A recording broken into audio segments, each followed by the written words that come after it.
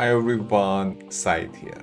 Today I'm going to teach you another infographic design which looks very hard to design, but with my method it will be so easy. First, let's check it out. As I mentioned, today you will learn how to design this gorgeous slide.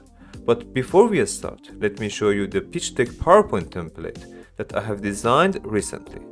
This template has more than 140 unique slides and each of them has its own features. By using this template, you will grab the attention of your audience instantly. This template offers professional designs that are fully customizable. You'll find stunning infographics, engaging visuals, and layouts that simplify complex information. It grabs your audience's attention and leaves a lasting impression. Elevate your next presentation with this mind-blowing template. The link to download all the templates I have designed is in the description. Alright, let's dive in and start the tutorial. Let's start by drawing this triangle. Hold the Shift key down and rotate it like this. Set its height and width to 1.5. Duplicate it and change its width to 3. Again, duplicate the shape and increase its width to 4.5. Let me increase their transparency to 50%. Now align them to the top and right. Draw a rectangle and set its height to 0.8 and width to 8. Put it into this position. Be careful, its position is important. Select all of them, go to the Shape Format tab, and in the Mesh Shape section, choose Fragment. Delete the extra parts. Now select all the shapes and by pressing Ctrl G, group them. Hold the Ctrl and Shift keys down and duplicate it. Why we are holding the Shift key down? Because we want to move them on a straight line. Rotate it horizontally and adjust it like this. Do you see the dashed line? Perfect. Select all of them and by pressing Ctrl Shift G, ungroup them. You might say, I don't like the dimension. I want it to be taller, wider, whatever. If you want a specific dimension, select all the shapes, group them, and then change their height and width.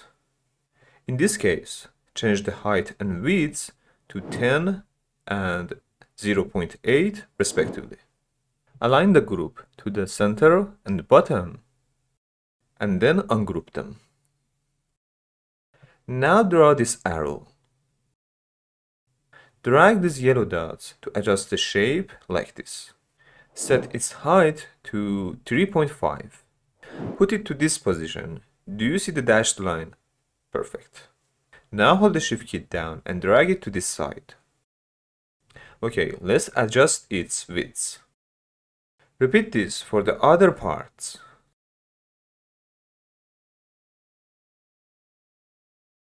Select them, hold the Shift key down, and drag them to the top. You can see the height for each shape. Now select these shapes and align them to the bottom. Okay, so far, so good. Select all the content, right-click on them and choose Format Object. In this window, select Gradient Fill and remove these two spots. Change the color of this spot with this white and this one with this color code. So open the More Colors window and type the code here. Select these shapes, bring them to the front and add a drop shadow in this direction. Set the blur amount to 25. Now select these shapes and change the angle to 320.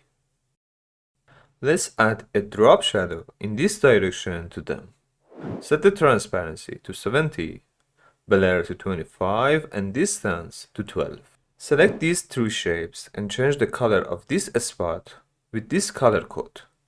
Do this for these shapes as well. I want to change the color of the shadow for these shapes to blue and for these to red. Let's remove the outline from all the shapes. Now select the text box and type your titles, numbers, and details. I'm using the Rosso one font style. You can download it in the description. To make sure they are all aligned on a straight line, select them and align them to the middle. To add the icons, go to the Insert tab and click on the icons. Select the icons which suit your presentation and insert them. Change their size to 0.8 and drag them to these positions.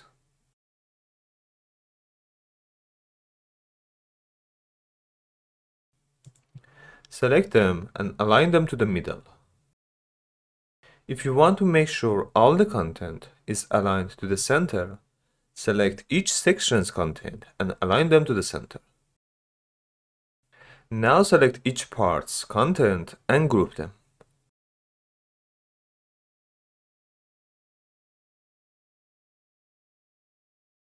Let's select all the groups and add a drop shadow in this direction. Increase the blur amount to 25. Okay, it is time to animate them. But before we jump into this section, just a quick heads up. In the template file, I have designed it for different steps with 2 different styles, including dark and light themes, so you can choose what fits to your presentation. If you are interested, the link to grab all the templates I have designed is in the description. Alright, now let's get back to the video. We have to rename each group. So open the selection pane and change each group's name. This one is 1,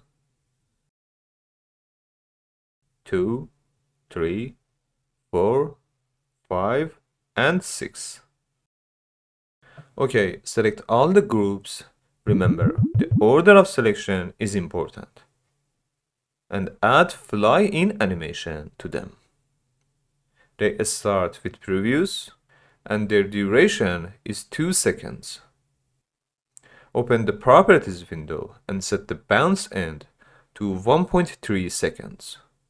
Okay, let's see how it looks like. Perfect, but it is not what I want. So open the animation pane. As I mentioned, the order of selection was important. Now we have to add a delay for each group. 0.05 for the second group, 0.1 for the third group, 0.15 for this one, 0.2 for the fifth group, and 0.25 for the last group. Let's see it. Good, but I prefer them to enter from the left side. So select all the animations and change the direction to from left. Your PowerPoint is ready.